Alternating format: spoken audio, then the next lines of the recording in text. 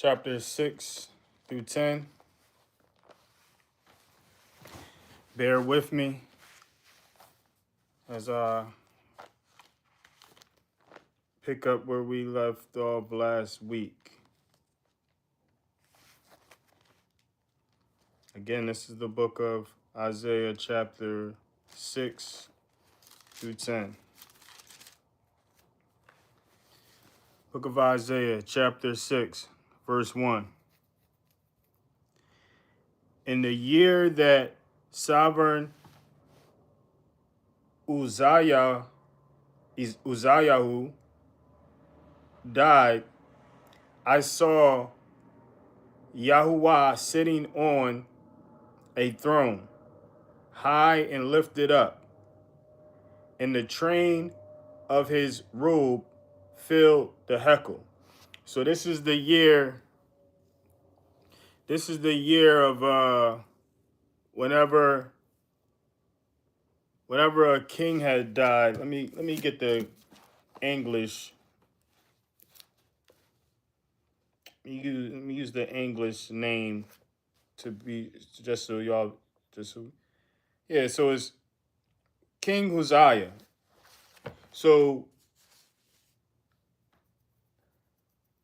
I'm guessing this is a ancient king.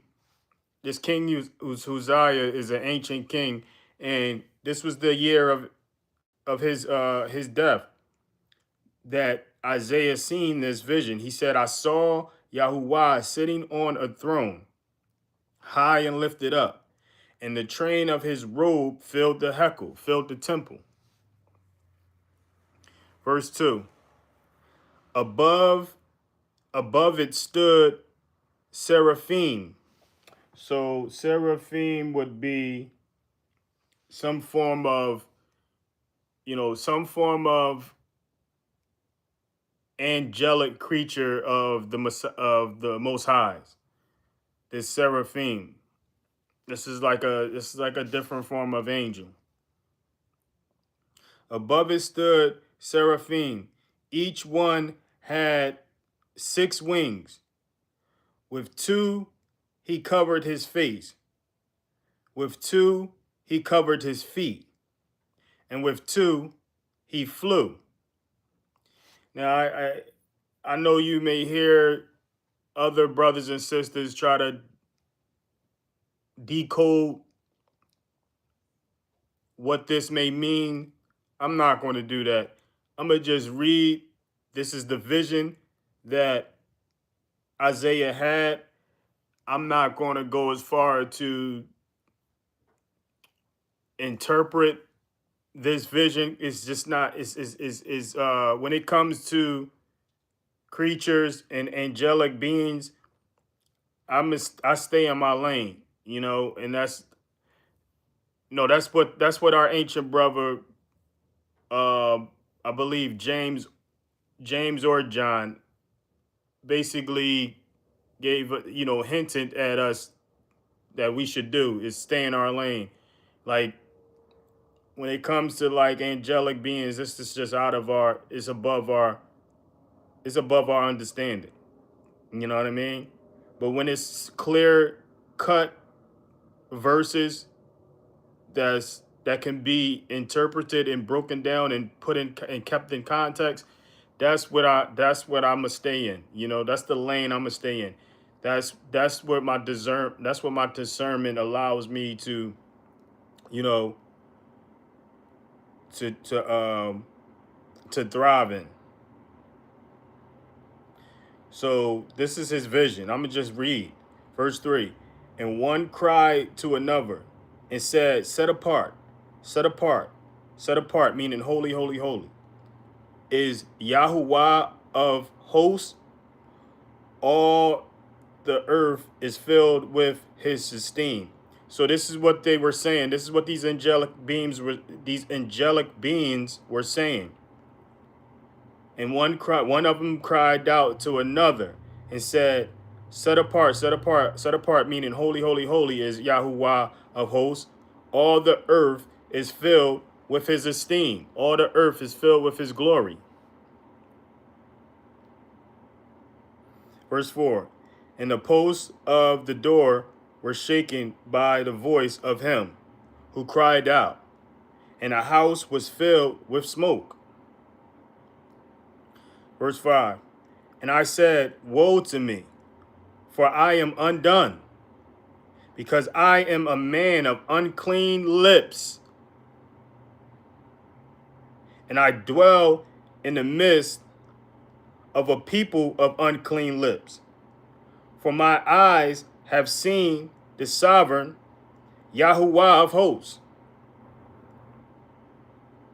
So this was like one of my favorite verses because like even the prophets of old were men of unclean lips. I'm a man of unclean lips when I'm expressing myself through my testimonial therapeutic music. I'm a man of unclean lips when I'm, being foolish, acting foolishly, speaking foolishly. And the prophets were no different. Well, I'm not going to say all of them, but the prophet Isaiah was no different. He's clearly confessing that he's a man of unclean lips. He's undone. Because I am a man of unclean lips, and I dwell in the midst of a people of unclean lips. So he dwelt in the midst of people with unclean lips. I'm the same way. So I don't want to hear really no one, try to, I really don't pay attention to no one trying to, point the finger or judge me for speaking unclean. You won't hear me speaking unclean when I'm speaking on the scriptures. That's one thing you won't hear me do. You have brothers and sisters out there that have no shame in that.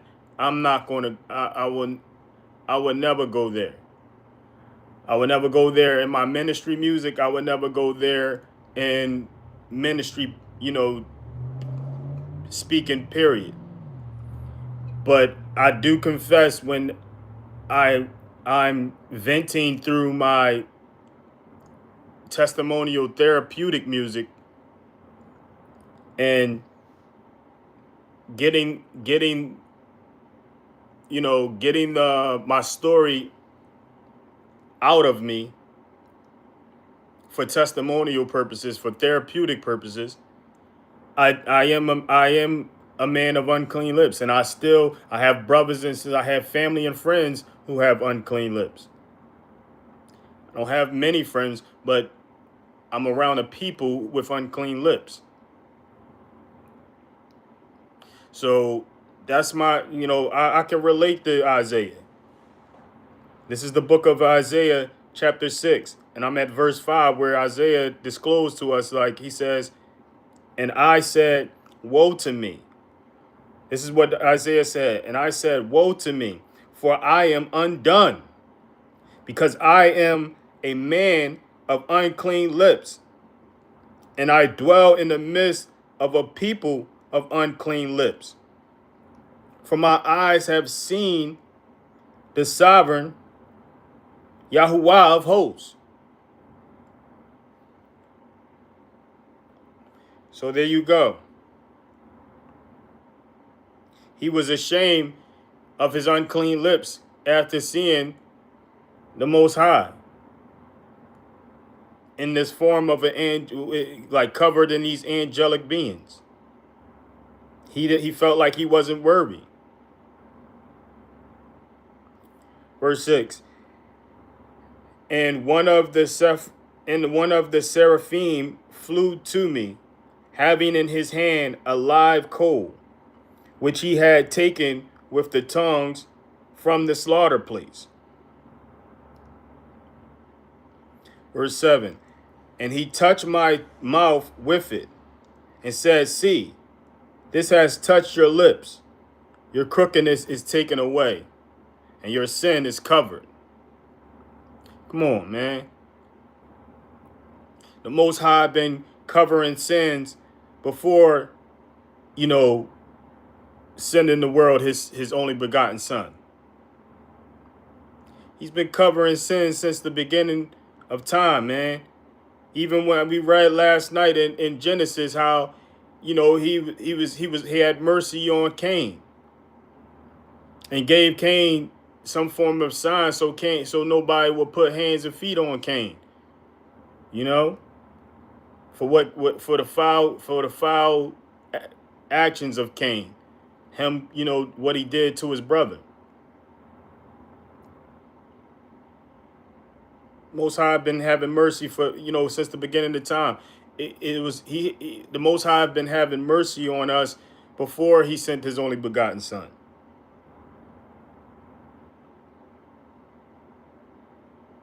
And he touched my mouth with it and said, "See, this has touched your lips. Your crookedness is taken away, and your sin is covered."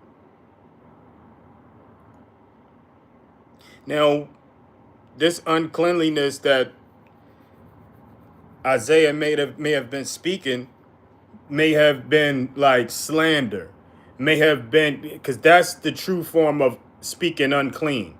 It's slander, not what we think of as curse words. Even though I don't use curse words, I don't look at them as words that are offensive to the spirit, the spiritual government. Words that are offensive to the spiritual government is when you tearing down people with your words. You're lying with these words, and you're tearing people down with these words. You're slandering, and you're false witnessing. That's unclean speaking, and you're blaspheming, slander, and false witnessing. That's unclean speaking. Using mere words that we know as English as being curse words, that's not unclean speaking. Even though I don't use this terminology in ministry. I don't use this terminology. I don't use cursing. I don't curse in ministry, and I don't curse in my ministry music. But those are what's offensive and what's unclean, what's speaking unclean. What unclean speaking is defined as is slander, false witness, and blaspheming. Talking about people. Talking about people, making up stories about people, making up stories about yourself, blaspheming the set apart spirit, and that's something that's known to not to. That's the only sin that won't be forgiven. So it's not these words that we know of in the English language as being curse words. It's false witnessing is unclean speaking. Slandering people is unclean speaking. Make like blaspheming the source of miracles, the source of healing, the source of casting out unclean spirits is unclean speaking. That's what unclean speaking is. Right now we're in the book of Isaiah, reading from chapter 6 to 10. That's what we're reading now.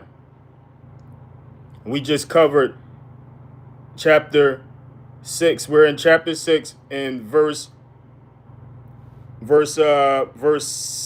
7. After reading verse 5, where Isaiah was ashamed for having, unclean lips. And he was likely one who was probably most likely speaking slander, or most likely speaking, some form of false witnessing. You know what I mean?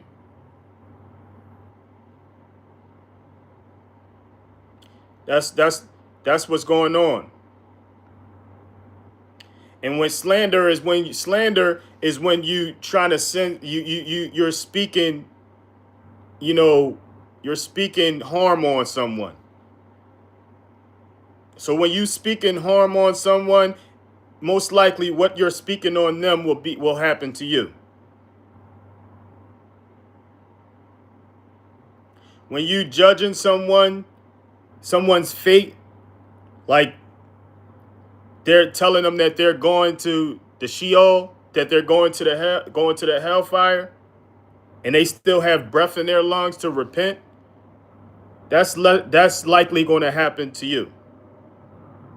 That's likely something that it's your burden now to repent of. So that's something for everyone to think about.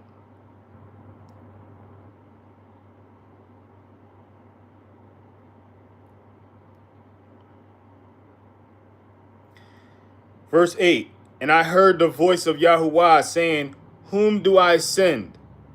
And who would go for us? And I said, here am I, send me.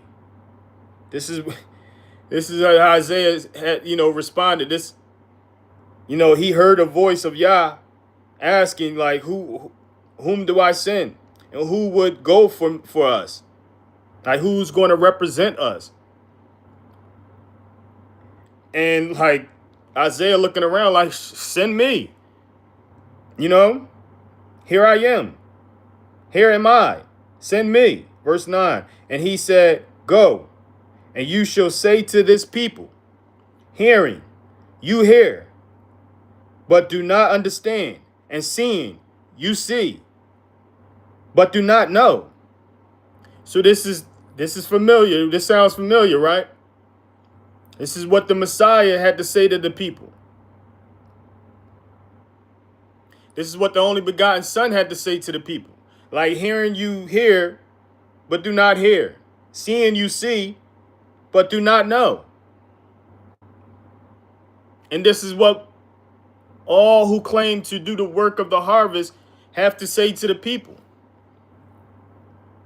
Because they hear, but they do not understand. They see, but don't know. So you can talk to you blue in the face to most people. Hearing, they're not listening. They don't have the spiritual ears to understand it. Because they're not obedient. Obedience activates the spirit within. The breath of life spirit within. It activates, your spiritual qualities, your spiritual knowledge, wisdom, and understanding. So without obedience, you won't understand what someone is saying if it's words of the Most High. Only those who follow the instructions of the Most High and obey the spiritual laws and the spiritual government of the Most High will understand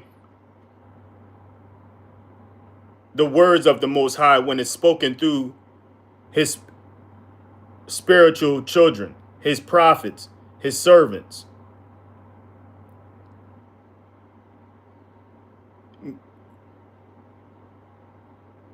Disobedient people won't understand. Disobedient people won't get it. They won't know what you're talking about. They won't understand what you're talking about. So you'll be wasting your breath and you'll be wasting your time. You'll be wasting your words, wasting your energy.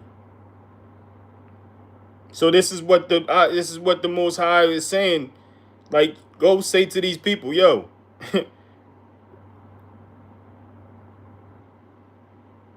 like, and he said, go, and you shall say to this people, hearing you hear, but do not understand, and seeing you see, but do not know.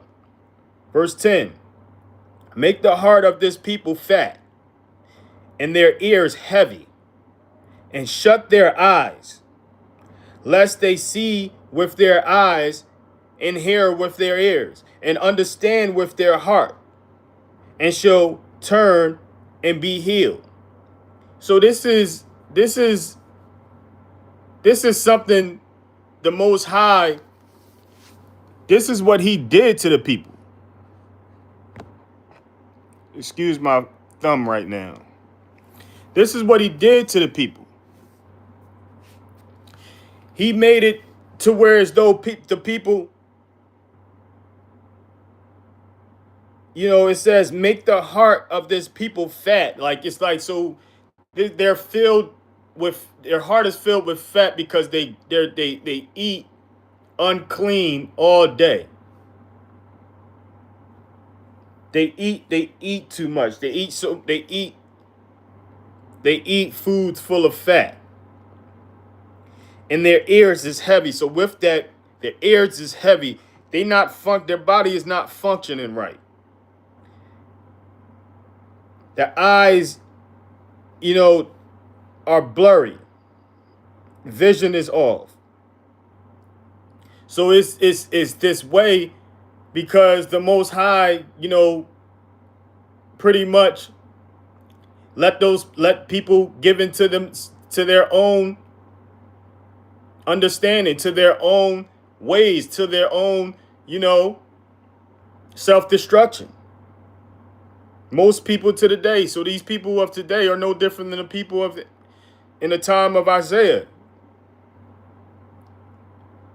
Like, go ahead, eat yourself to the point you can't hear for real. You having hearing issues. You're having you can't really see. That way, lest they see with their eyes and hear with their ears and understand with their heart, and shall turn and be healed. Healed from the sickness that they brought on themselves from eating unclean, overeating, eating fats, which the Most High clearly in his instructions told us to avoid eating.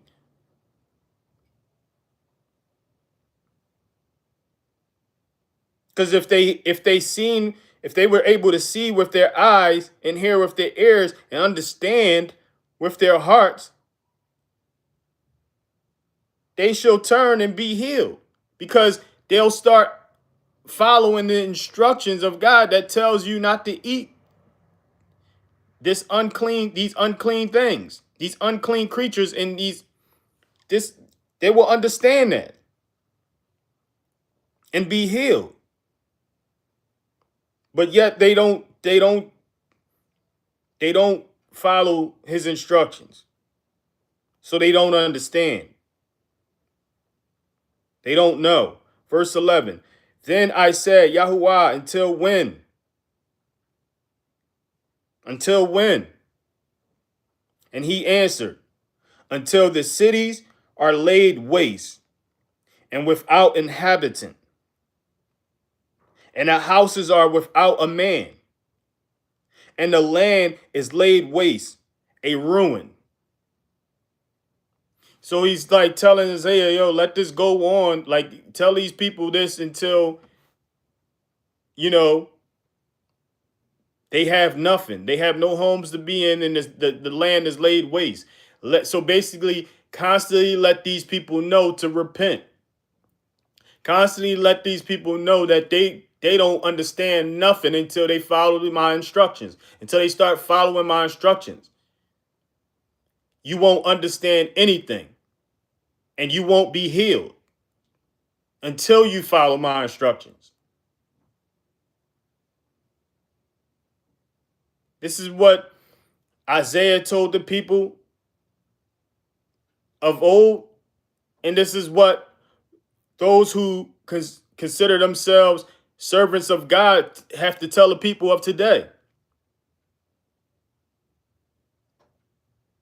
You can't see because you don't follow the instructions. You can't see with your spiritual eyes because you're not following the instructions of the Supreme Spirit. You can't hear with your spiritual ears because you don't follow the instructions of the Supreme Spirit. You don't understand, or you don't know what's being, said from those who follow the instructions of the Most High, because you don't follow it in his instructions. And you won't be healed until you follow the instructions of the Supreme Spirit, the Most High.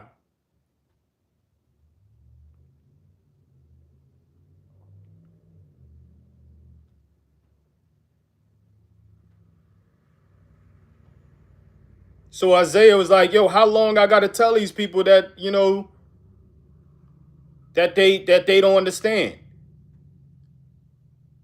How long I gotta tell these people that they need to repent until in order to be healed? And the Most High is like, until the cities are laid waste and without inhabitant, and the houses are without a man, and the land is laid waste, a ruin. So pretty much until, you know, everything has gone to shambles. You know, it's everything is laid waste. And that's today too. We have to continue to let it be known. Verse 12, and Yahuwah has removed men far away, and the forsaken places be many in the midst of the land. So this is like until this is a continuation. So he's saying until the cities are laid waste and without inhabitants, and the houses are without a man, and the land is laid waste, a ruin, and Yahuwah has removed men far away, and the forsaken places be many in the midst of the land. Verse 13, but still there is a tenth part in it, and it shall again be for a burning, like a terebinth tree, and like an oak, whose stump remains when it is cut down. The set apart seed is its stump.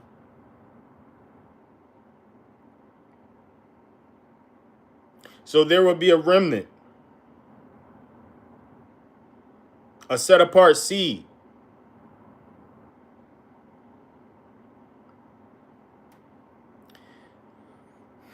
That was the end of chapter 6. This is chapter 7. Verse 1.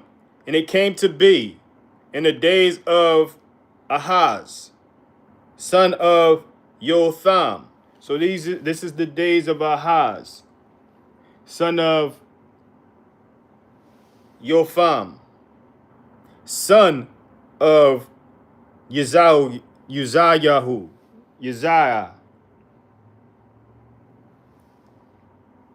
the king of Yehuda. So this is in this time. Keep it in context. This is in this time. The prior verses, you know, set the setting at, you know, basically set the context of speaking in the later days. Those were the prior chapters. But these chapters, chapter 6 and chapter 7, is clearly in the time of this ancient king Uzziah. So just to keep it in context. And it came to be in the days of Ahaz, son of Jotham, son of Uzziah, king of Yehuda, sovereign of Yehuda, Judah, that Retzin, sovereign of Aram, king of Aram, and Pekah, son of Ramaliahu, sovereign of Yisrael, king of Yisrael, went up to Jerusalem to fight against it,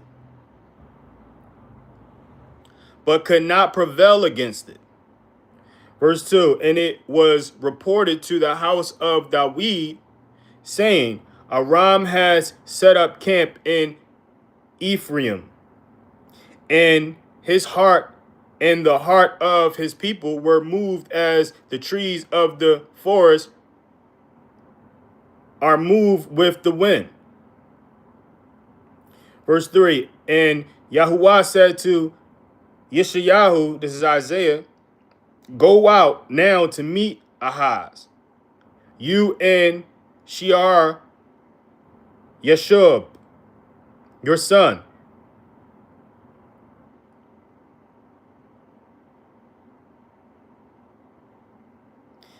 At the end of the channel of the upper pool, on a highway of the launderer's field. So we see that Isaiah had a son, if I'm not mistaken.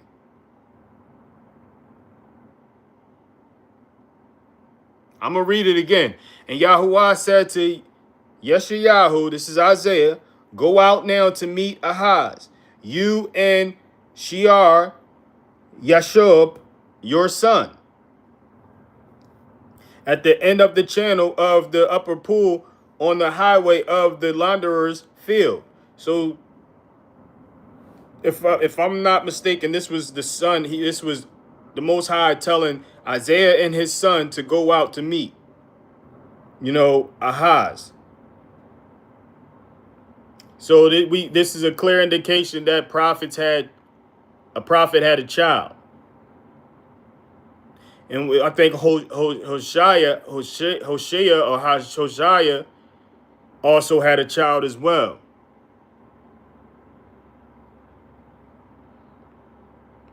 So these are two indications. This is two, prophets who are, documented to have children. I was once told, oh, prophets don't have kids. They just dedicate their life to, like I was told that before by a brother years ago.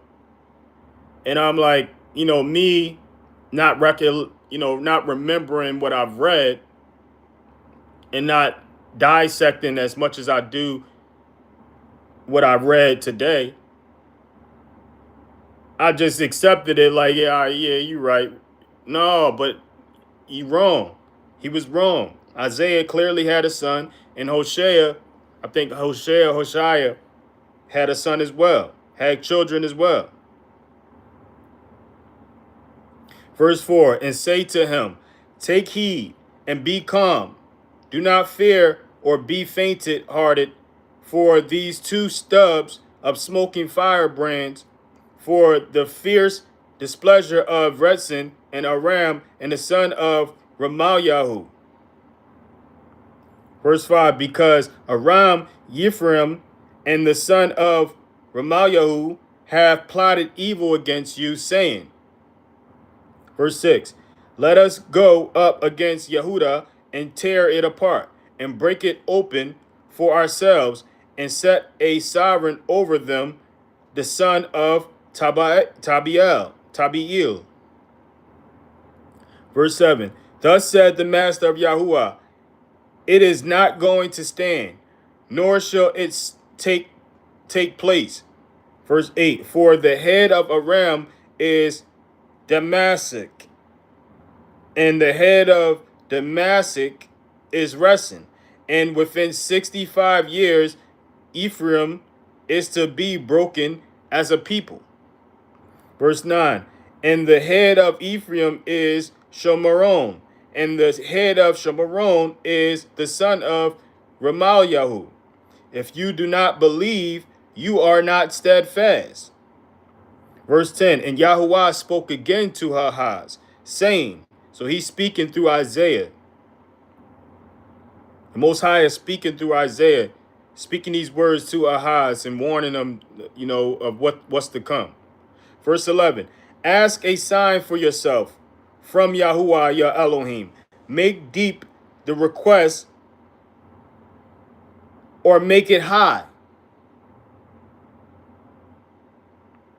Verse 12, but Ahaz said, I do not ask nor try Yahuwah.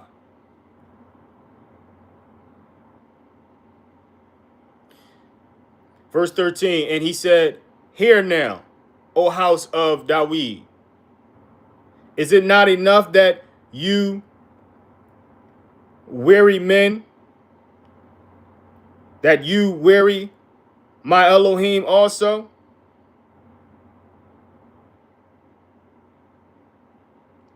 Verse 14, therefore, Yahuwah himself gives you a sign. Look, the Alma conceives and gives birth to a son, and shall call his name Emmanuel.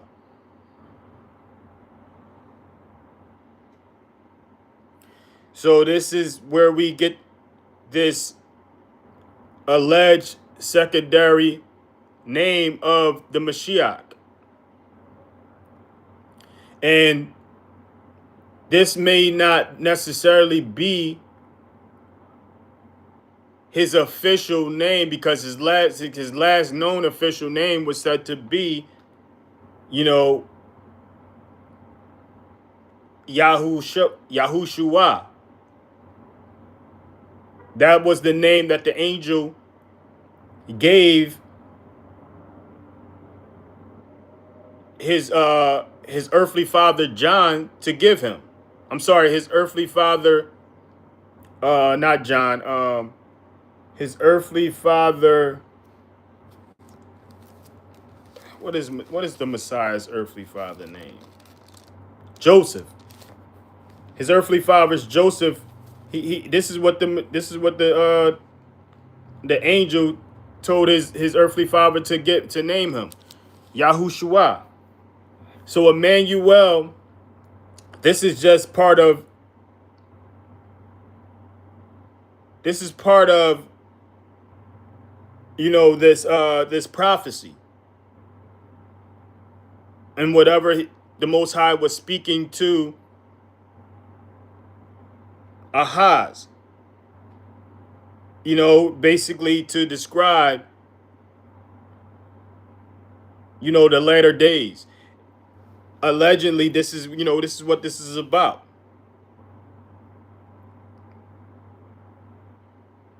And it's well known and is well accepted by most believers that this is who this was referring to, was the Messiah, the coming of the Mashiach, the son of the only begotten Son of God. This is the book of Isaiah, chapter 7, verse 14. Therefore, Yahuwah himself gives you a sign. Look, the Alma. This is the virgin. This is the maiden. Yahuwah himself gives you a sign. Look, the Alma conceives and gives birth to a son, and shall call his name Emmanuel. El with us. That's what this is. This is to mean. El with us. So Yahushua is also the same, like Yahushua salvation. He saves his people. That's what Yahushua is known to mean. Yahushua is known to mean Yah saves, Yah salvation, the one who will save his people. So it's the same as, meaning El is with us. So this was like basically one and the same names describing the birth of the only begotten Son of God. And this was pretty much, he pretty much was saying this to, he was saying this to the king of Judah. Like basically, this is a sign you should wait for, because I will be sending you this sign. This is a sign of days to come, later days, that a king is coming for Judah. King is coming from Judah, for Judah, through Judah. Because this Ahaz was the king of Judah. He was the king of Judah.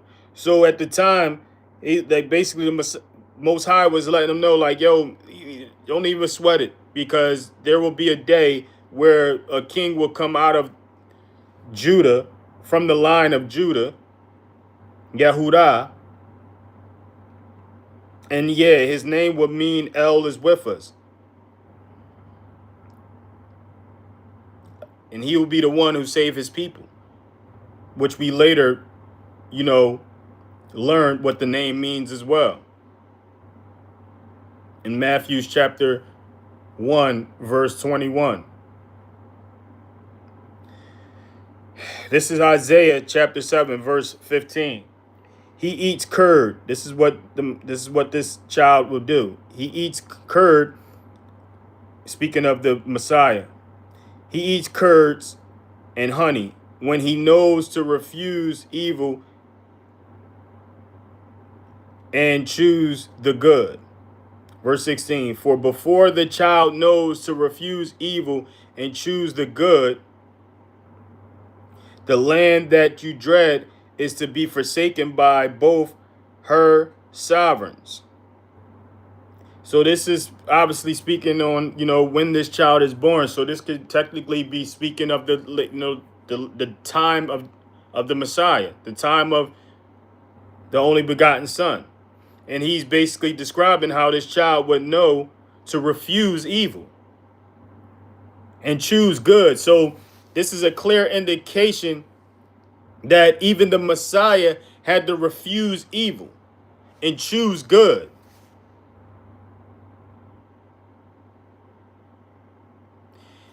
And this is always what the Most High has been asking us, to refuse the evil that we have in our discretion, in our options, and choose good.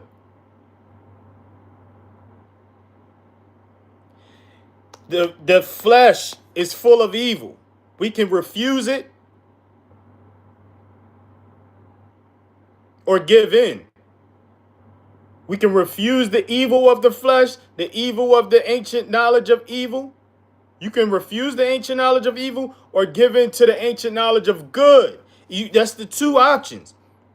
The ancient knowledge of evil that was brought in from the fruit that was bitten, the forbidden fruit, or the ancient knowledge of good that was brought in from the forbidden fruit. These are the options of everyone since the time of Adam and Eve. Since corruption was brought into the world through the ancient knowledge of evil, we've had to choose each individual since then, starting with Adam and Eve, in a first child, Cain, had to rule over themselves and decide to choose good over evil, the ancient knowledge of good over the ancient knowledge of evil. And this was no different from this child that was to be born, which is the only begotten son of the God, the Mashiach. And so this is what he's describing the Messiah and how his ways and what he had to do and what he will be doing and the choices he will be making. He said he eats curds and honey when he knows to refuse evil and choose good. Ancient knowledge of evil and choose the ancient knowledge of good. For before the child knows to refuse the ancient evil, meaning the ancient knowledge of evil, and choose the good, which is the ancient knowledge of good, before he knows to do that, the land that you dread is to be forsaken by both her sovereigns. So he's telling Ahaz, the king of Judah at the time, that the land that you dread will be forsaken from both sovereigns, both kings. So basically, like in the future, it will not be this way. It won't be a worry of yours. It won't be a concern. Even though it's much, further in the future than,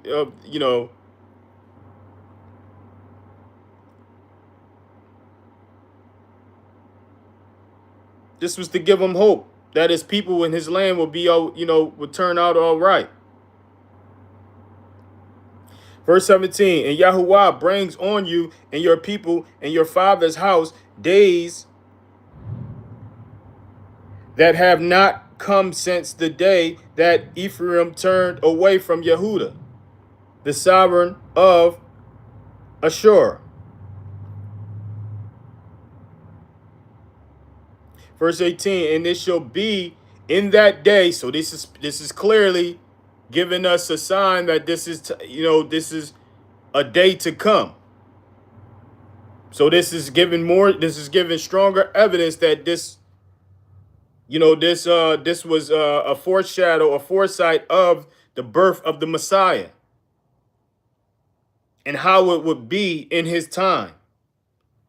And it shall be in that day that Yahuwah whistles for the fly that is in the farthest part of the rivers of Mizraim, and for the bee that is in the land of Ashur. Verse 19, and they shall come, and all of them shall rest in the steep ravines, and in the clefts of the rocks, and on all weeds, and in all pastures.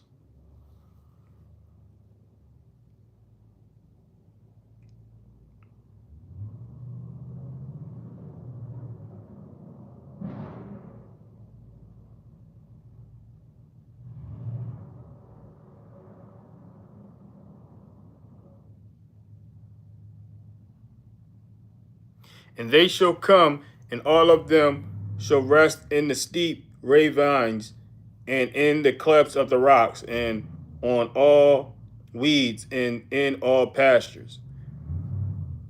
Let's continue reading, because I just had a vision that people of Mizraim, people of Egypt, and people of Ashur, he will call them to, come and, live in these conditions, live in these places, in conditions, these clefts of the rocks, and all the weeds, and in the all pastures, in that time.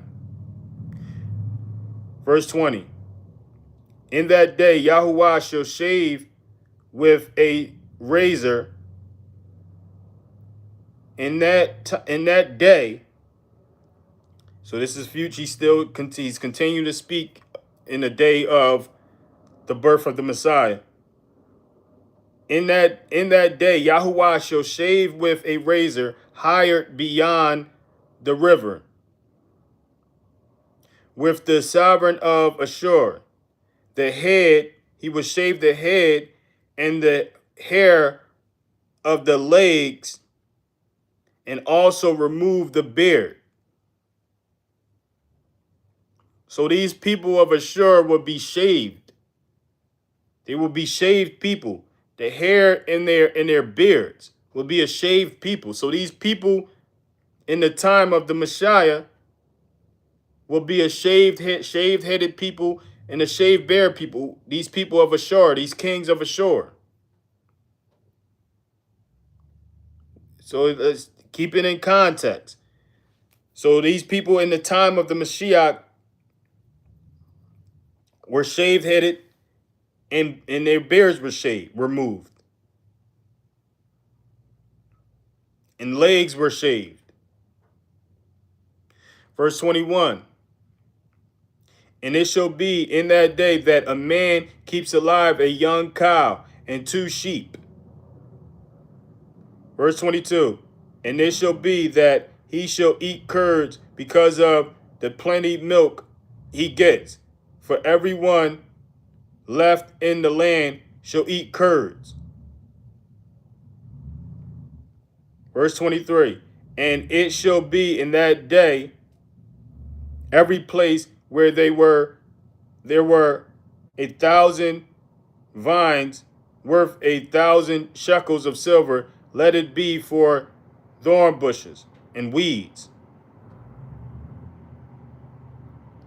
Verse 24, with arrows and bows one shall go there, because all the land shall be thorn bushes and weeds. Verse 25, and to all the hills which were tilled with the hoe, you do not go for fear of thorn bushes and weeds, but it shall be for sending oxen to, and a place for sheep to roam.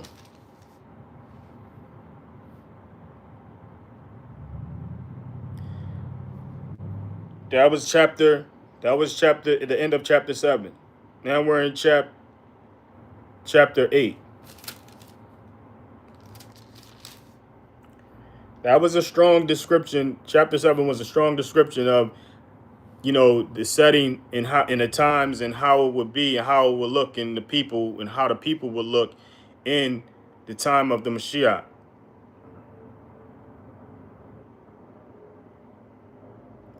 Verse 8, and Yahuwah said to me, take a large tablet and write on it with a man's pen concerning Maher Shalal Hash Baz. Verse 2, and let me take reliable witnesses to record. Uriah the priest and Zechariah, son of Yeberek Yahuwah. Yeberek Yahu. Verse 3. And I went to, before I get into that, this is basically what, the instructions that the Most High was given to Isaiah. Basically, write this down, like concerning, these men. Verse 3. And I went to the prophetess, and she conceived and bore a son. And Yahuwah said to me, call his name Maher Shalal Hashbaz. So this is a prophetess. This is a female prophet that the Most High sent Isaiah to. And this is a female prophet who also bore a son, whose name was to be called Maher Shalal Hashabaz. Verse 4, for before the child knows to cry, my father and my mother, the riches of Damascus and the spoil of Shomeron is taken away before the sovereign of Ashur. Wow.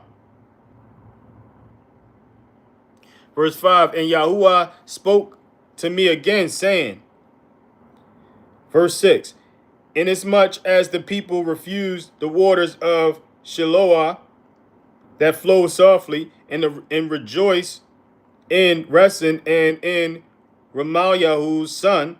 Verse 7, now therefore see, Yahuwah brings up over them the waters of the river, strong and mighty, the sovereign of Ashur and all his esteem. And he shall come up over all his channels and go over all his banks. Verse 8, and he shall pass through Yehuda, he shall overflow and pass over, reaching up to the neck, and the stretching out of his wings shall fill the breadth of your land, O Emmanuel. Wow. So they keep in context. Keep in context. This is Emmanuel. This is the Mashiach. So this is what will take place in the time of the Messiah. And this is, it says, and he shall pass through Yehuda, and he shall overflow and pass over, reaching up to the neck, and stretching out of his wings shall fill the breadth of your land, O Emmanuel. So this is basically speaking of what will happen to the land of the Messiah, and who will be ruling over that land.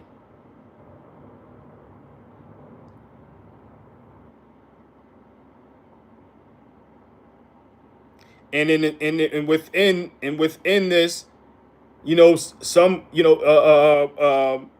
a prophetess, a female prophet, will conceive a child like the Messiah was conceived, but not nowhere near as the same way, in the same form.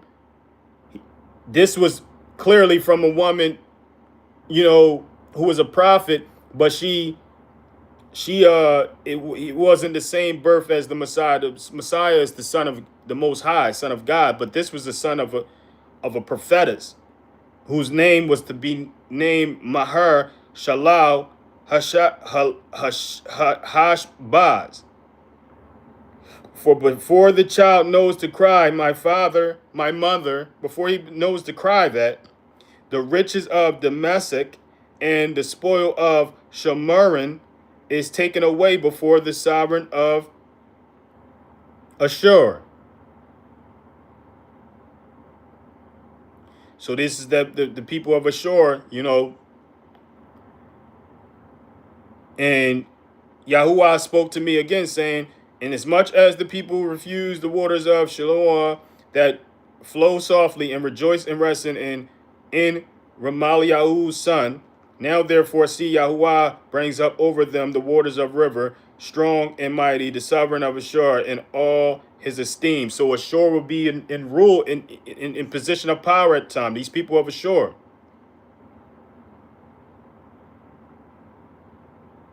And he shall come up over all his channels and go over all his banks.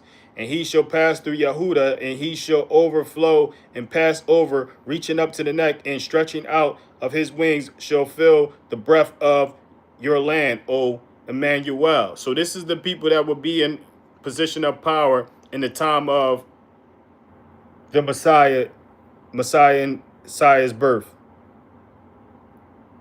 And I believe the description of some of these people will be bald head people, no beards and no facial hair and no hair on their heads and no hair on their legs. The description of these people.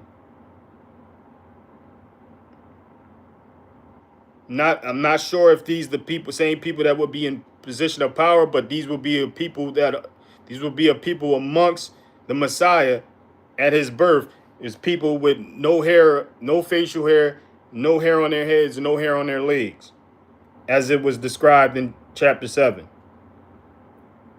Verse 9, be shattered, O you peoples, and be broken in pieces. Give ear, all you from the far places of the earth. Gird yourselves, but be broken in pieces. Gird yourselves, but be broken in pieces. Verse 10, take counsel, and it comes to naught. Speak a word, and it does not stand, for El is with us. Verse 11, for Yahuwah spoke thus to me with a strong hand, and instructed me that I should not walk in the way of this people, saying, verse 12, do not say a conspiracy concerning all that this people call a conspiracy. So he's telling, like, he's explaining how Isaiah shouldn't call a conspiracy what most people are calling conspiracies. And this expectation may remain with his people of today. Don't call conspiracies what everybody else is calling a conspiracy. Don't you call it a conspiracy. Call it the prophecies playing out. That's the better way to describe it. The prophecies being fulfilled. Everything is already read. Everything is playing itself out. All prophecies are playing themselves out. And if you don't understand that by now, you don't have the ears to hear and understand, and you don't have the eyes to see to know, because you're not following the instructions of the Most High. So that's why you don't see that it's clear evidence of the existence of the Most High God, and how his prophecies is his strongest evidence. The prophecies playing out of what was spoken in the writings of ancient days, the ancient writings and the prophecies of old, playing out today, carried out in history. Do not say a conspiracy concerning all that this people call a conspiracy. Don't get into that. Don't get to calling conspiracies. Don't get to calling any of that, what these other people call it. Call it the prophecies fulfilling them, for being fulfilled. The prophecies being carried out. Nor be afraid of their threats, nor be troubled. Is this familiar? It's the same thing that the Messiah came along and said in the book of Matthew, chapter 24, in his prophecy.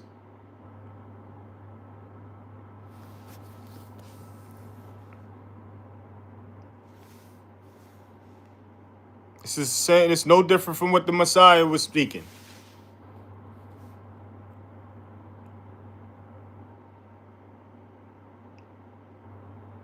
Again, verse 12, it says, do not say a conspiracy concerning all that this people call a conspiracy, nor be afraid of their threats, nor be troubled. Verse 13, Yahuwah of hosts, him you shall set apart. Let him be your fear, and let him be your dread. It's no different from what the Messiah was telling us. The Messiah was telling us this, like, yo, fear the one who, don't fear the one who destroys the body, but fear the one who could destroy both. Fear the one who can destroy both. Don't fear the one who can destroy just the body that's already, due to be destroyed. Fear the one who could destroy both the body and the spirit, because it's the spirit. The spirit is the only part of you that has the chance to live on, and the Supreme Spirit is the only one who can destroy the spirit. The Supreme Spirit, the creator of the spirit, is the only one that can destroy the spirit. Mere men can't destroy spirit. Mere men can only destroy the body, and is already in the process of being destroyed. So that doesn't matter. It's the spirit part of you that matters, that has the ability to extend its stay in the spiritual realm and return to the Supreme Spirit, its creator, the Most High God, Abba Yah. So this is no different than what his son was saying. The Messiah, the Most High, is not speaking through Isaiah nothing that his son didn't come along to say. Again, Yahuwah of hosts, him you shall set apart. Let him be your fear, and let him be your dread. Verse 14, and he shall be for a set apart place, but a stone of stumbling and a rock that makes for falling to both of, let me read that again. And he shall be for a set apart place, but a stone of stumbling and a rock that makes for falling to both the houses of Yisrael, as a trap and a snare to the inhabitants of Jerusalem. So this is clearly what his only begotten son will be in this time. Emmanuel, Yahushua HaMashiach. This is what he will be. This is what Isaiah is depicting. This is what the Most High is depicting through Isaiah. How he shall be for a set apart place. He shall be for a set apart place. So this could be interpreted as he himself would be this set apart place, which the Messiah, explained how he will be the spiritual set apart temple, the set apart congregation. When 2 or 3 are gathered in his name, he is amongst, he is with. He will be the assembly. He will be that rock. He will be that chief cornerstone. He shall be for a set apart place, but a stone of stumbling and a rock that makes for the falling to both the house of Yisrael, as a trap and a snare to the inhabitants of Jerusalem. Did not the Messiah say that anyone that come against will be pulverized? The Messiah said this. If you know, you know. If you remember what was spoken in the book of Matthew, the Mashiach clearly said he himself will be, and those who gather in him and gather in his name will be the assembly, will be the congregation, will be his spiritual temple, his spiritual church, what people know as, will be the spiritual temple. And anyone that comes against it will be pulverized. This is described in the Most High is describing how his son would be, and how in the same thing that his son said he will, he is. Verse 15, and many among them shall stumble and fall and be broken and snared and taken. So this is how the Messiah will be. This is what the Messiah will be to the Pharisees and the scribes. He would be a nuisance. He would tear down all their setup, their whole system and everything that they have going on. He will be against it. You know, he will replace the physical temples with himself as being the spiritual temple. Verse 16, bind up the witness, seal the Torah among my taught ones. His taught ones, man. Where did this language come from? Taught ones of who? Taught ones of the Messiah. Taught ones of the only begotten Son, Yahushua HaMashiach. Taught ones meaning disciples. Taught ones meaning students. Make disciples of the nations. These were his disciples. Disciple means student. Disciple means taught one. This is what we should make of ourselves, learn his teachings, and this is what we should make of the nations, using his teachings. Bind up the witness, seal the Torah, meaning the instructions of God, and the teachings and lessons of his only begotten Son. Bind up the witness, seal the Torah among my taught ones, among his disciples, modern and past, present, and future. Verse 17, and I shall wait on Yahuwah, who hides his face from the house of Jacob, and I shall look for him. Verse 18, look, I and the children whom Yahuwah has given me for signs and wonders in Yisrael from Yahuwah of hosts, who dwells in Mount Zion.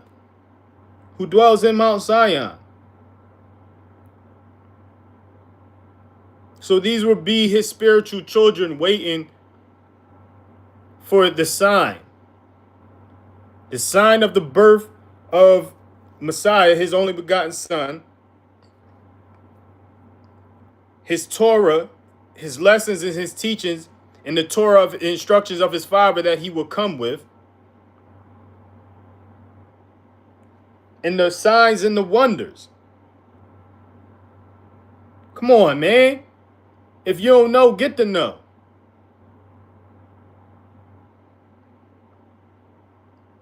This is clearly what carried out when the Messiah, when the Most High sent his only begotten Son, when the Messiah showed up. This is what carried out.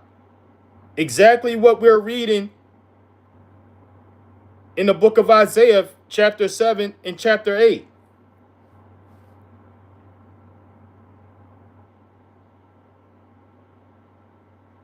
Verse 19, and when they say to you, seek those who are mediums and wizards, who whisper and mutter, should not a people seek their Elohim, their God? Should they seek the dead on behalf of the living? Is this not what the Messiah was asking? Is this not what the Messiah was telling people? Like, yo, don't listen to people when they say here, he's there, or don't listen to, don't listen to these people who say that they know and they don't bear the fruit.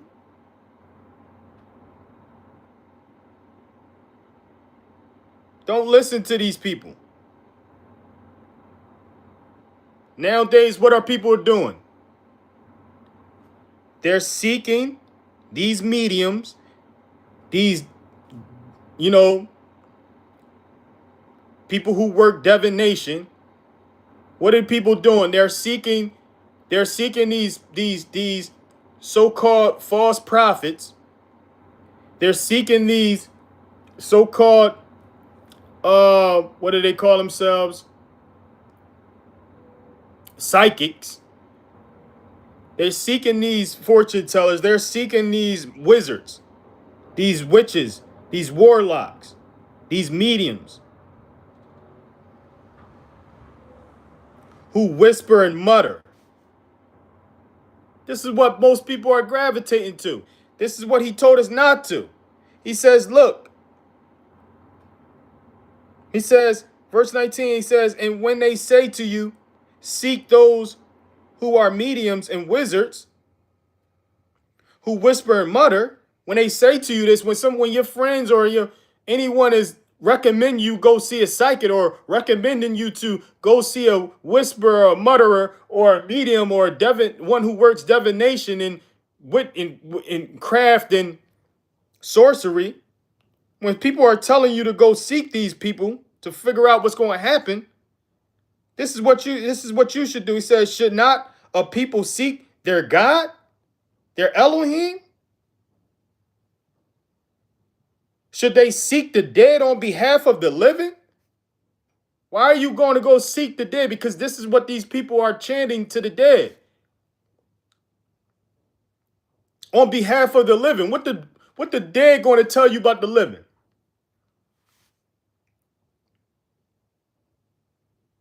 Shouldn't you be seeking the God of the living? The Most High? Yahuwah?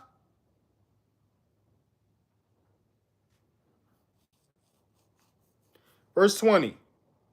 To the Torah and the witness. If they do not speak according to this word, it is because they have no daybreak. So the instructions of God and the witness, meaning the witness to his son, be like you witness his son, you witness the son being the Messiah and the only begotten Son of God.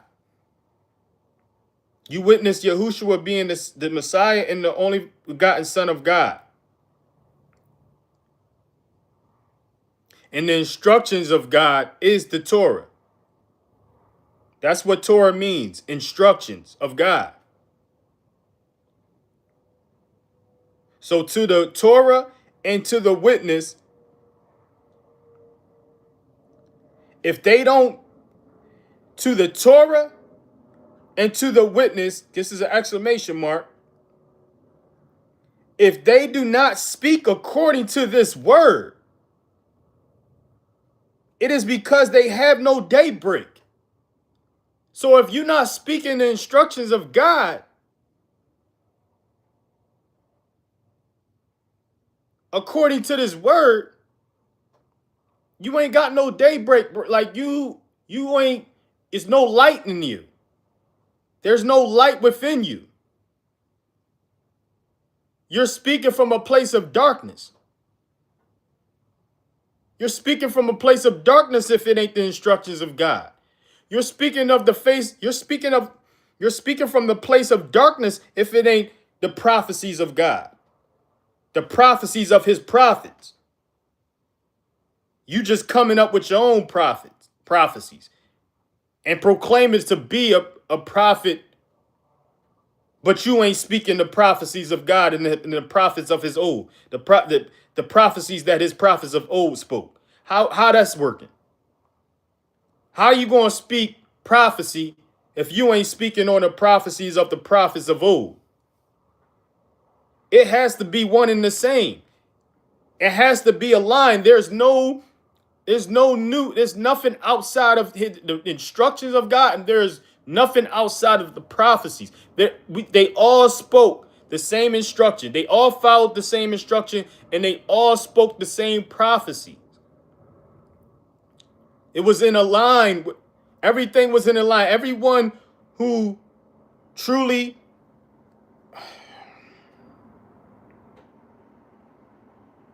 if it's not this, it ain't that, man. If it's not this, it's coming from a place of darkness.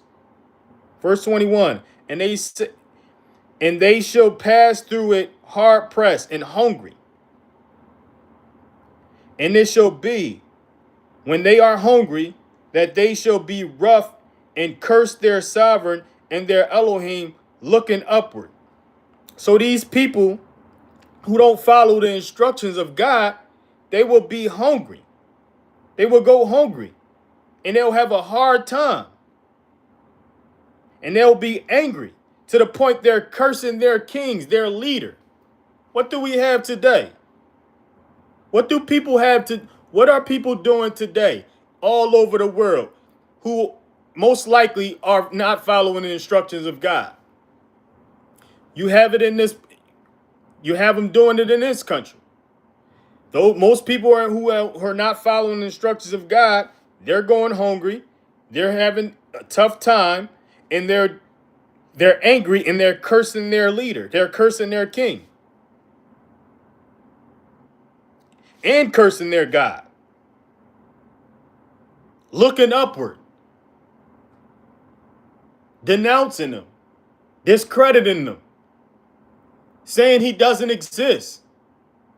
What they're saying about the ruler, what they're saying about the leader, he's this, he's that. You wouldn't be concerned with none of that if you were following the instructions of God. You won't be concerned with what this leader or this king is doing in any nation of this world if you were following the instructions of God. You wouldn't be cursing the Most High if you were following his instructions. You wouldn't be going hungry if you were following his instructions. You wouldn't be angry if you was following his instructions.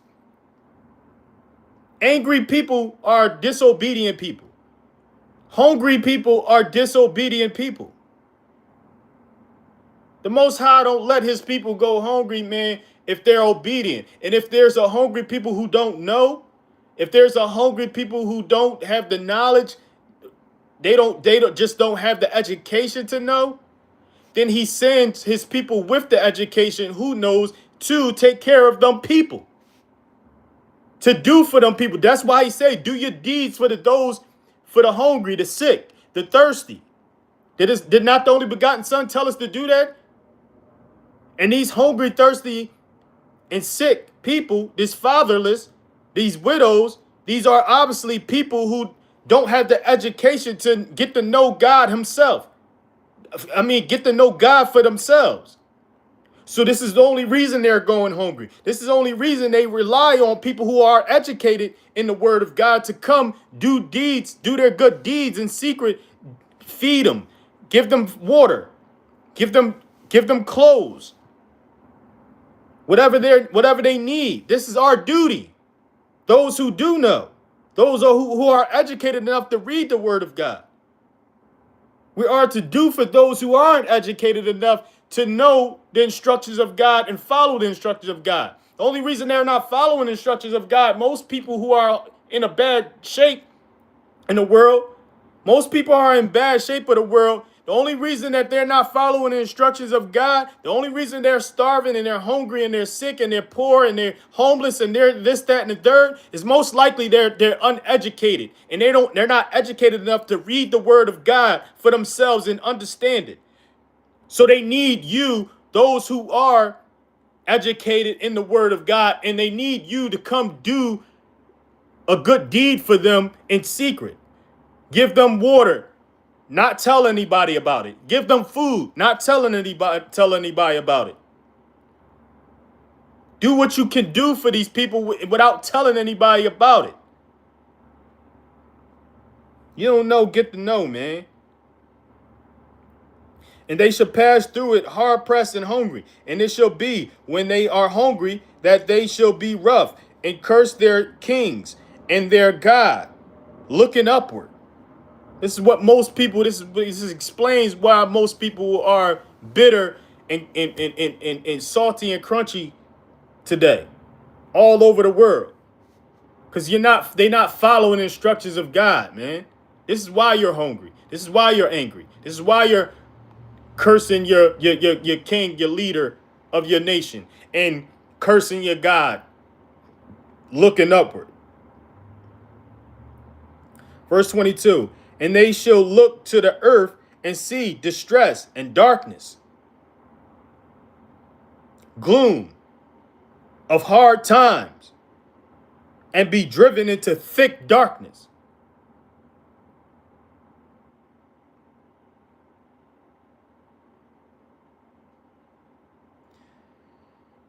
First, chapter 9, verse 1.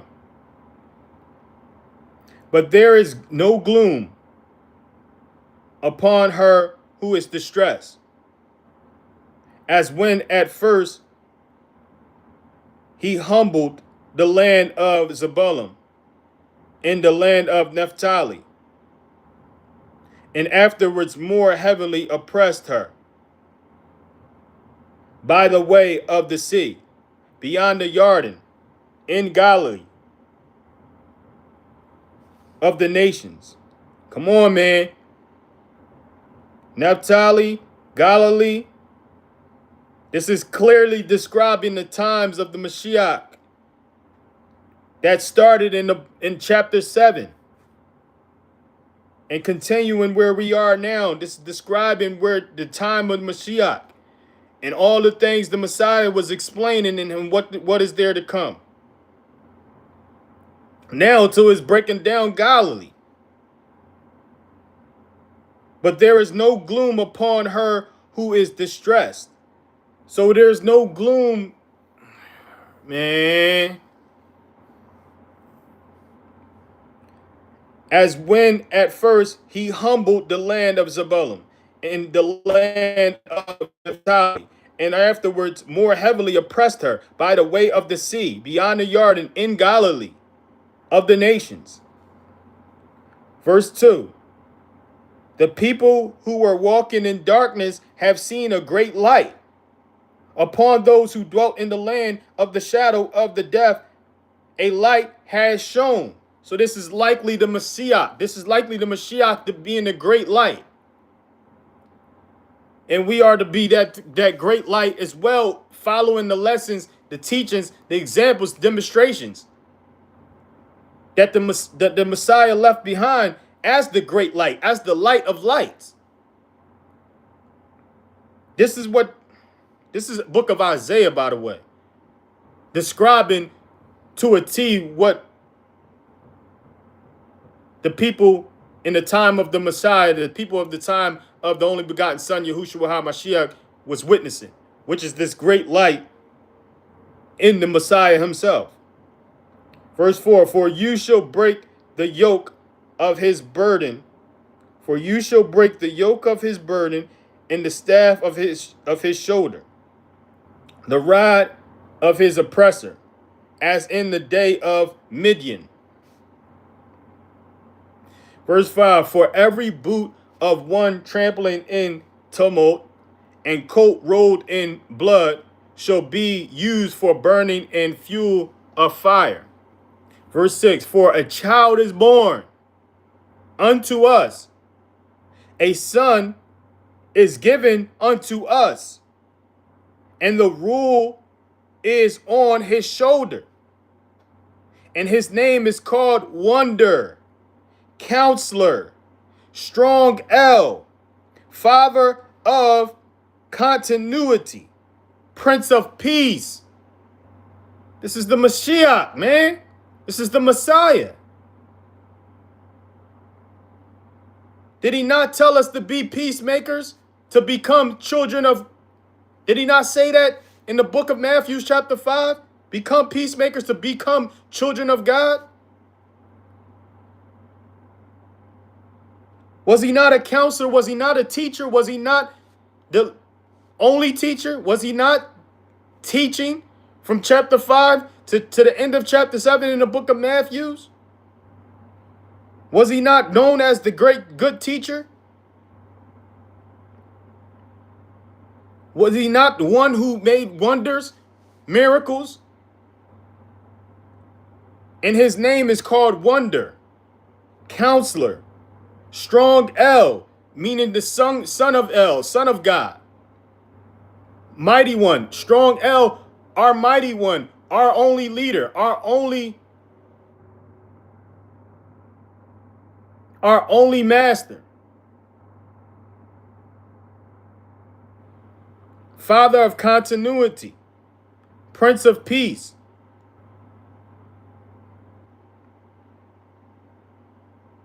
Verse 7, of the increase of his rule and peace there is no end.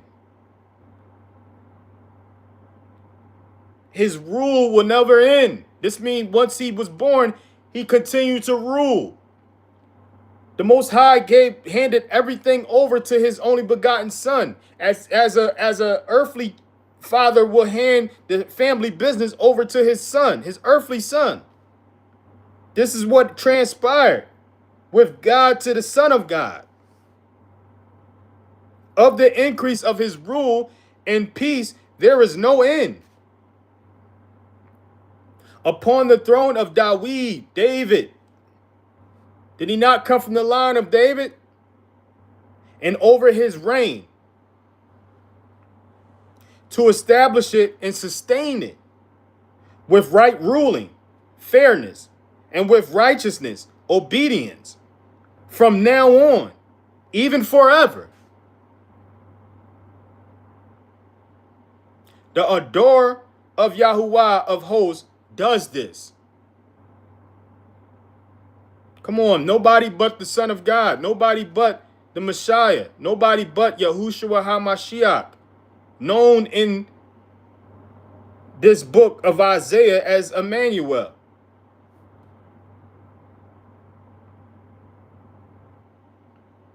From chapter 7 to chapter 9, where we are, this is what is breaking down, is the time of the Messiah and the Messiah himself. Verse 8, Yahuwah sent a word against Jacob, and it has fallen on Yisrael. Verse 9, and the people shall know, all of them, Ephraim, and the inhabitants of Shomron, who say in pride and greatness of heart. This is what they say. Verse 10, the bricks have fallen down, but we rebuild with hewn stones. The sycamores are cut down, but we replace them with cedar. This is what they said. This is what the scribes and Pharisees said. Oh yeah, the buildings fell down. We're going to build it all up. Let's just cover up this story about this Messiah and him coming back from the dead and all. Let's cover that up. Let's deny that for centuries to come. To this day. Whatever is broken down, we're going to rebuild up these buildings. We're going to rebuild these temples and not acknowledge the spiritual temple, the spiritual building, what we should all be gathering in, which is the only begotten Son of God. We're going to deny that. Y'all come to these physical buildings. Y'all come to these buildings we built up and bring their tithes.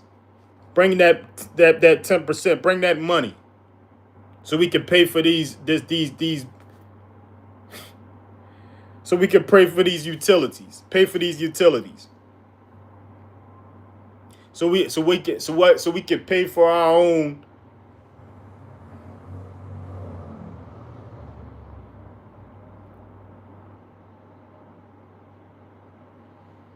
and the people should know, all of them, Ephraim and the inhabitants of Shomron, who say in pride and greatness of heart. This is what they say. The bricks have fallen down, but we rebuild them with hewn stone. The sycamores are cut down, but we replace them with cedars. This is what these people are saying to this day, man.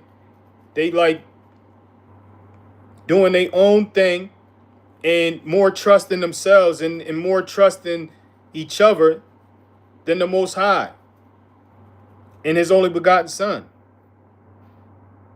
Verse 11, and Yahuwah set up the adversaries of Rezin against him and stirred up his enemies. Verse 12, the Arameans before and the Philistines behind, and they devour Yisrael with an open mouth. With all this, his displeasure has not turned back,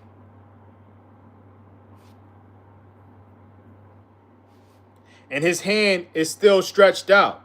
So he's sandwiching. He's sandwiching. He sandwiched the people of Israel, and who's to say that he's not continuing to sandwich the people of Israel with Aramean people and Philistine people? Is that not familiar? Does that not describe the people of Israel and who's the people sandwiching them today?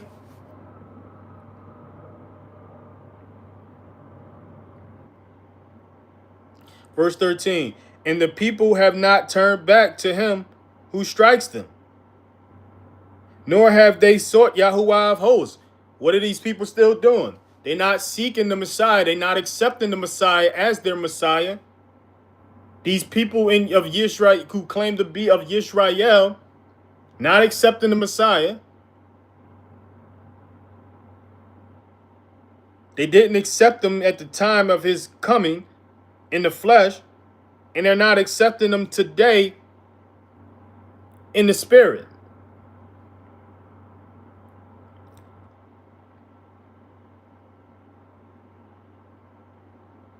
And the people have not turned back, meaning repented, to him who strikes them, which is God, and his instructions. Nor have they sought Yahuwah of hosts. Verse 14, and Yahuwah cuts off head and tail from Yisrael, palm branch and reed in one day. Verse 15, elder and highly respected. He is the head, the prophet who teaches falsehood. He is the tail. Come on, man. This was them. This was the people of Israel then, and it's the people of Israel now. Elder and highly respected. He is the head. It's not the people of Israel have an elder and highly respected, and all the world is to respect them. The prophet who teaches falsehood. He is the tail. Is there not so-called prophets of Israel who teaches falsehood because it's not the instructions of God and it's not the teachings and the lessons of his only begotten son? Verse 16, for the leaders of this people lead them astray, and those who are guided by them are swallowed up. This is what happens when you put your trust in these people of Yisrael of old and the Yisrael of today, who are not following the instructions of God, who are not following the lessons and the teachings and the examples and the demonstrations of his only begotten son, and don't believe in his only begotten son. They're still waiting around for a Messiah. They don't accept the Messiah that came in the flesh. They don't accept the Messiah that is in the spirit. So everyone who's led astray by them will be swallowed up. Verse 17, therefore Yahuwah does not rejoice over their young men, and has no compassion on their fatherless and widows, for everyone is defiled in evil, and every mouth speaks foolishness. With all this, his displeasure has not turned back, and his hand is still stretched out to this day. To this day. How that mean go? To this day. His hand still stretched out. No compassion for their fatherless or widows. For everyone is defiled in evil, and every mouth speaks foolishness. They're not following the instructions of God, and they're not following the lessons and teachings of his only begotten son. Verse 18, for wrongness burns as the fire. It consumes thorn bushes and weeds, and sets the bushes of forests ablaze. And they roll up like rising smoke.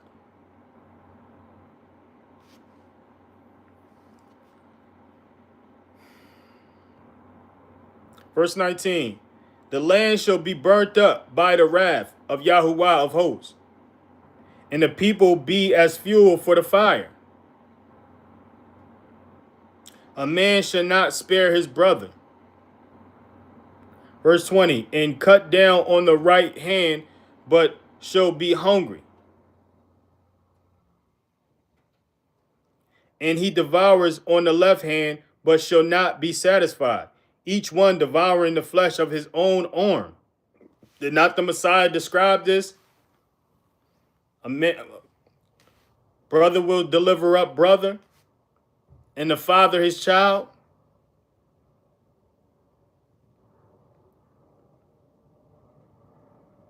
Verse 21, Manasseh, Ephraim, and Ephraim, Manasseh, together, they are against Yehudah.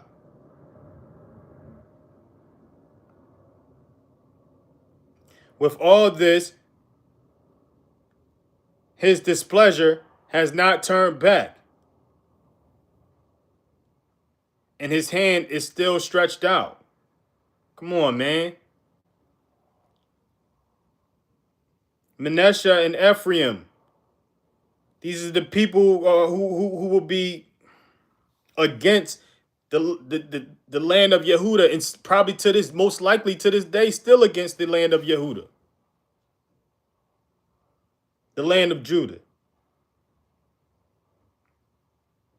That was chapter 9. This is chapter 10, verse 1. Woe to those making unrighteous inscriptions and writers who have prescribed toil.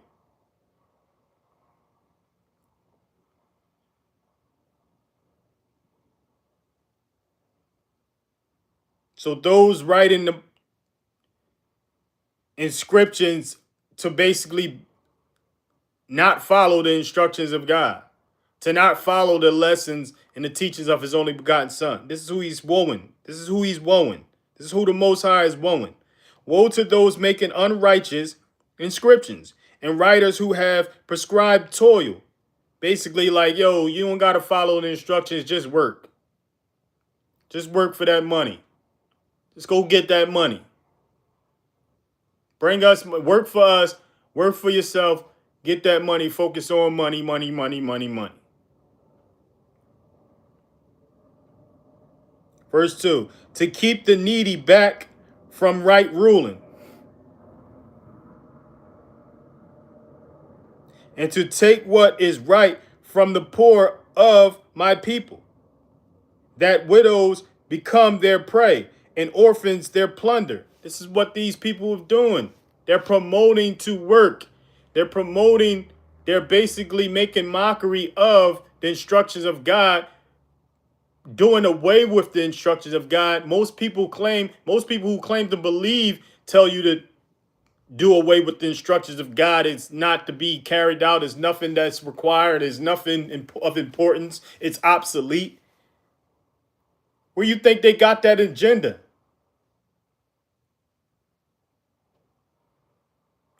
And they telling you, yeah, focus on prosperity.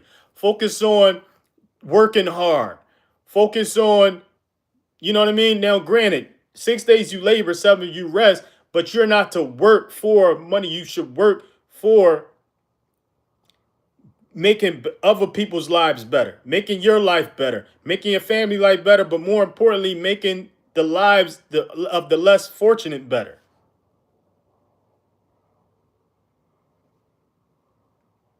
Not to be taken from and keeping it all yourself, because this is what is being pushed. This American dream, and even, all over the world. It's order is in what they push is really in order to get you working, to work for them and keep them in power.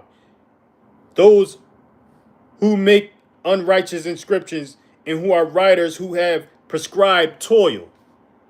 This is they prescribe, they recommend you to toil, to work. And be unrighteous. Live unrighteously. In order to keep you, the needy, back from right ruling, meaning to keep you from doing what is fair, doing what is right. And to take what is right from the poor, you being the poor of my people, that widows become their prey, preying on widows because they have no husband, and orphans, their plunder, the fatherless, because they have no fathers to teach them the instructions of God. These are their victims. These are their targets. They're targeting broken homes. They're targeting split marriages. They're targeting the fatherless children. They're targeting the widows, taking advantage of these broken homes.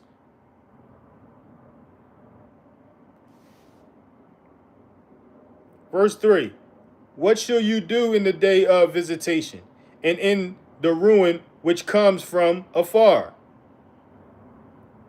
To whom would you run for help?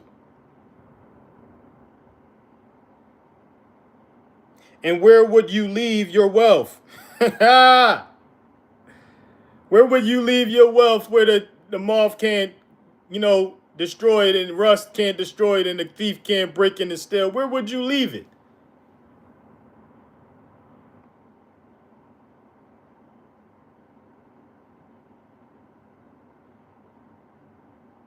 Verse 4, without me, they shall bow down among the prisoners and fall among the killed. With all this, his displeasure has not turned back, and his hand is still stretched out to this day. Because this is what it will lead to. The fatherless led to becoming prisoners. Because they went about things unrighteously. And they were living dishonestly, and they not being fair and doing what is right. Doing what is legal, legit.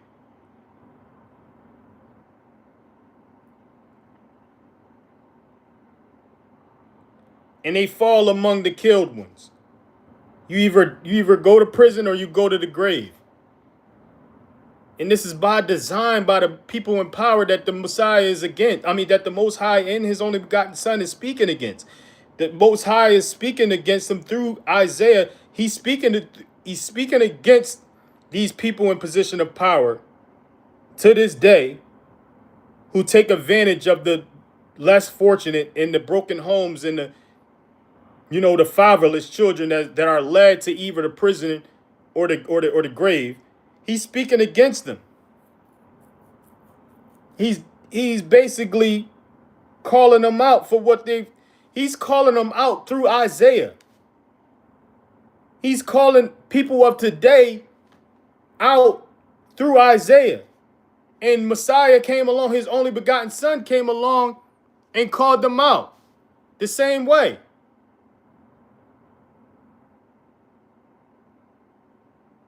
Called them out the same way. The Messiah pointed everything out that we see today in the book of Matthew. And the Most High is pointing everything out through Isaiah in the book of Isaiah. Everything that we see today. Leaders of the world and how they take advantage of the small. Take advantage of the fatherless. Take advantage of the widows. Take advantage of the broken homes by pushing unrighteousness, inscriptions of unrighteousness, as what it reads, and prescribing people to work legally and illegally. They benefit from both. The powers that be benefits from both. Whether you work illegally or work legally, we're going to benefit from both. Because if you work illegally, it's going to lead to you being amongst the prisoners and the killed. If you work legally, it's going to lead to you being, becoming prey. the widows who become prey, and orphans who become the plunder.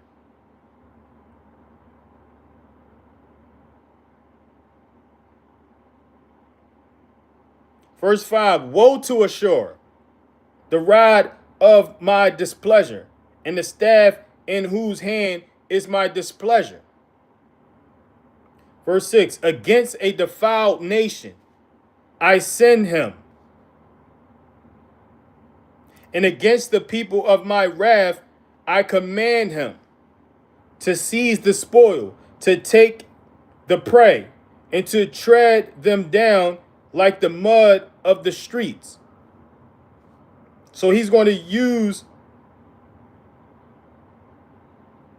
the people of Ashur to be the rod of his displeasure and go against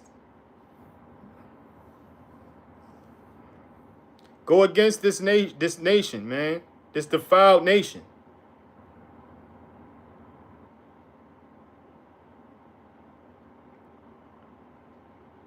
Verse 7, but he does not intend so, nor does his heart think so. For it is in his heart to destroy and cut off not a few nations. It won't even be part of their plan. It's just the Most High will put it in their hearts to do so. Verse 8, for he says, are not my princes sovereigns? Verse 9, is not Calno like Carchemish? Is not Hamath like Arpad? Is not Shemoron like Damascus? Verse 10, as my hand has found the reign of the idols whose carved images excel those of Jerusalem and Shomron,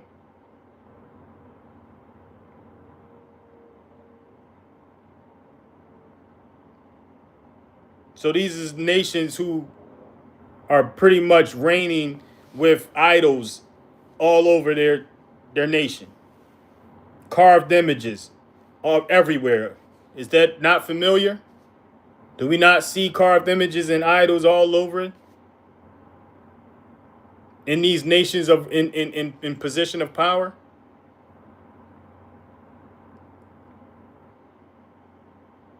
Verse 11, as I have done to Shomron and her idols, do I not do also to Jerusalem and her idols? Verse 12, and it shall be when Yahuwah has performed all his work on Mount Zion and on Jerusalem, that I shall punish the fruit of the greatness of the heart of the sovereign of Ashur, and the boasting of his haughty looks. So he's going to, after he send Ashur to go against this defiled nation, he's going to punish Ashur for boasting and being proud and being haughty, having haughty looks. Is this not familiar?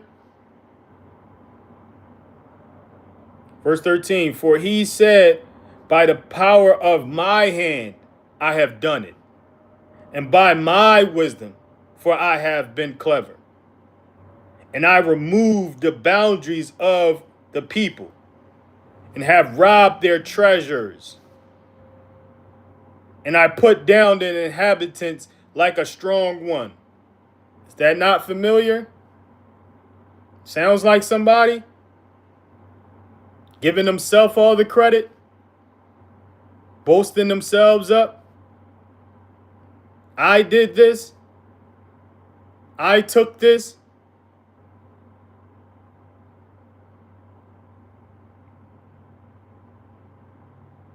Verse 14, and my hand finds the riches of the people like a nest, and I have gathered all the earth like forsaken eggs are gathered. And there was no one who moved his wing nor opened his mouth with even a peep. So this is what these people going to be saying. Like, I gathered the world. Does this not sound familiar? Who does this sound like?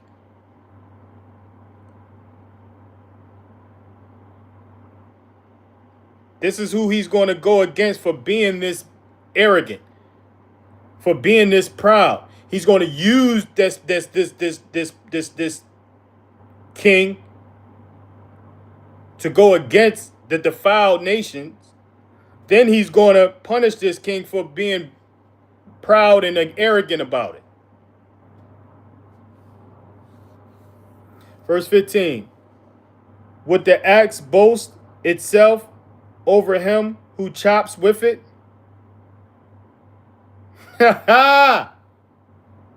So this is what the Most High have to say about it. Like you're the axe. I'm the one who used you to chop. I'm the one who sends you against these nations. How you gonna boast and take all the credit and take all the glory, like as if it's you just a mere axe?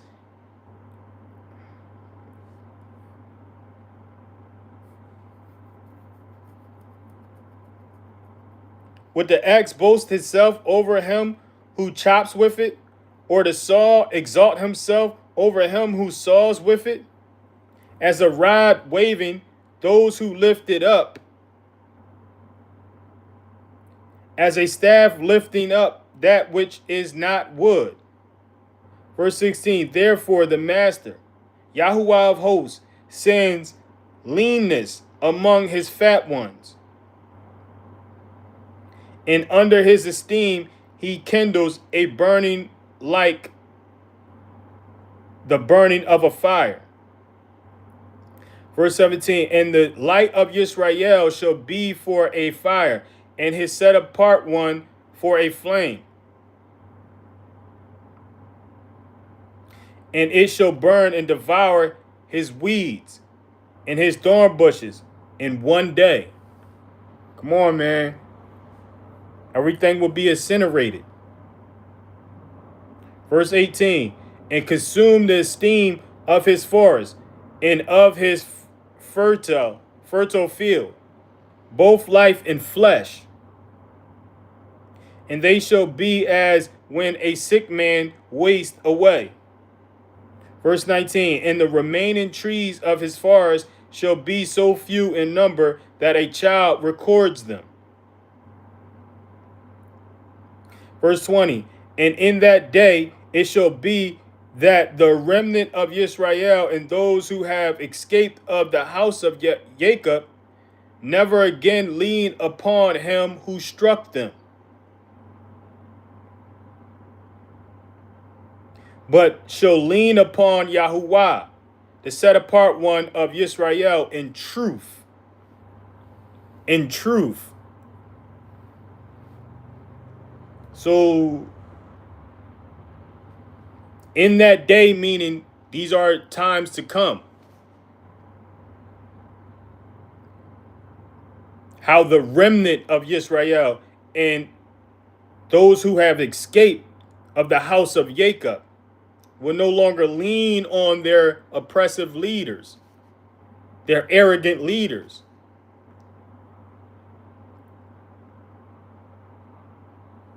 Verse 21, a remnant shall return, the remnant of Jacob, to the mighty El. Repent, return to the Most High, his only begotten Son, in their instructions and teachings and lessons. Verse 22, for though your people, O Israel, be as the sand of the sea, yet a remnant of them shall return.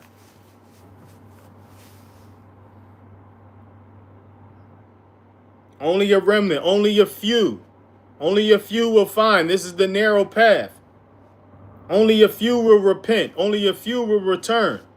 Even though there's many as the sand of the sea, yet a remnant of them shall return.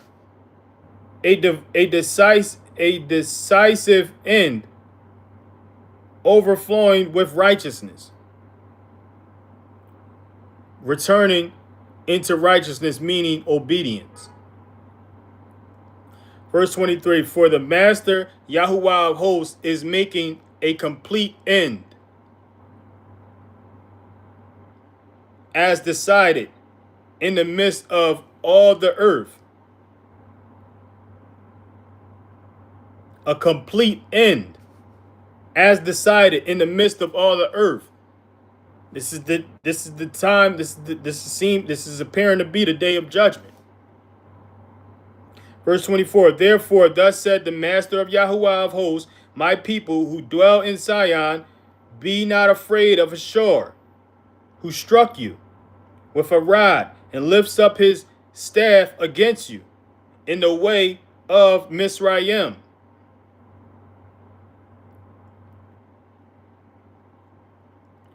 Verse 25, for yet a little while, and the displeasure shall be completed, and my displeasure shall be to their destruction.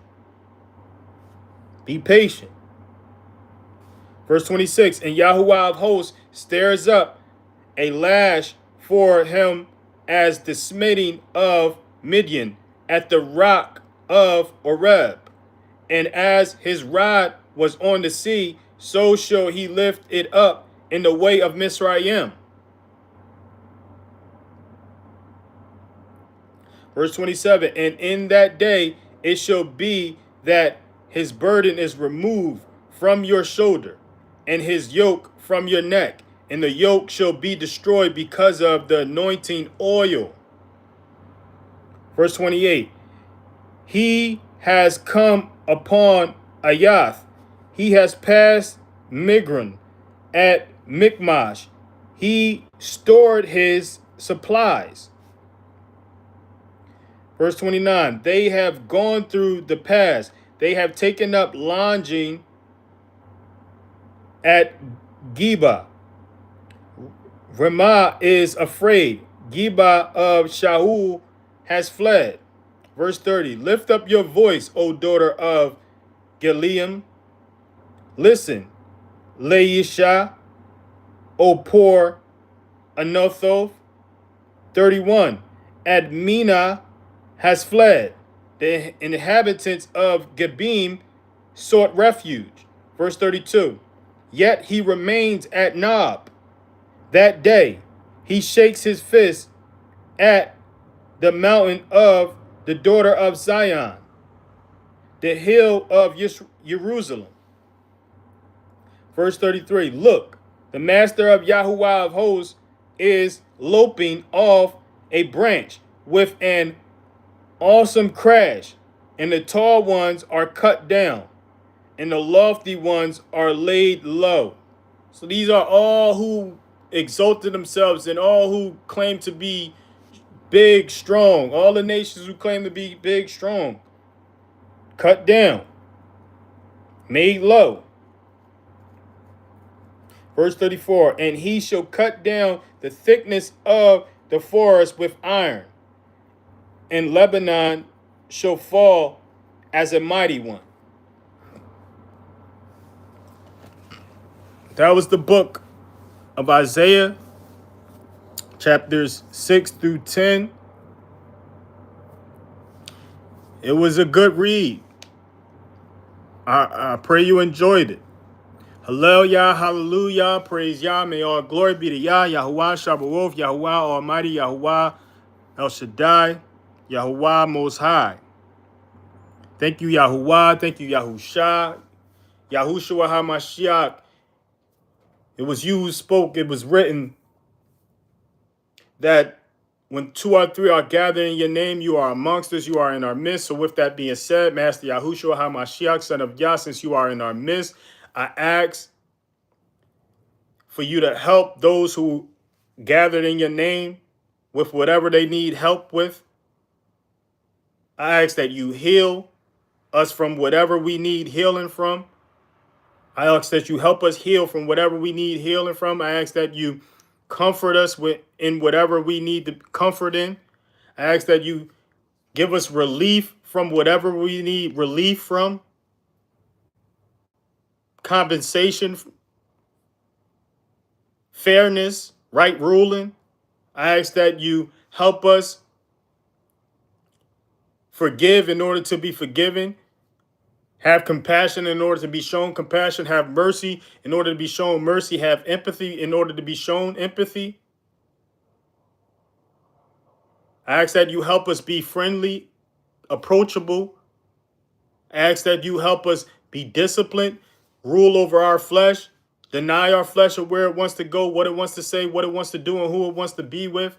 I ask that you help us be stronger in demonstrating ourselves as spiritual children of your Father, students of yours, students of your teachings, taught ones of your lessons, disciples of your demonstrations, making disciples of others, making students of others, making taught ones of others. I ask that you help us respect honor our parents, no matter what they do, no matter what they've done, no matter how they are. Honor their name, honor their reputation.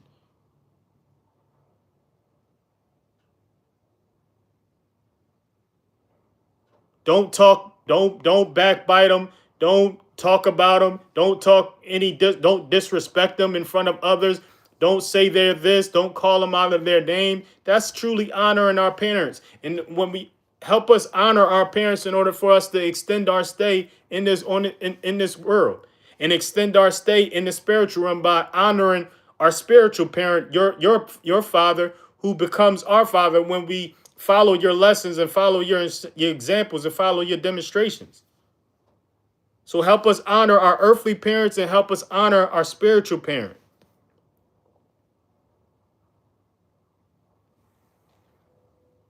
Help us be better towards each other.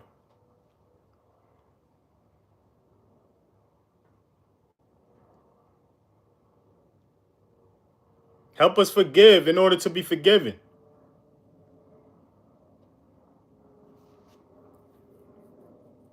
Let it be, Master. Bahashem Yahushua HaMashiach. Let it be. With that being said, Shabbat, Shalom, peace, and love.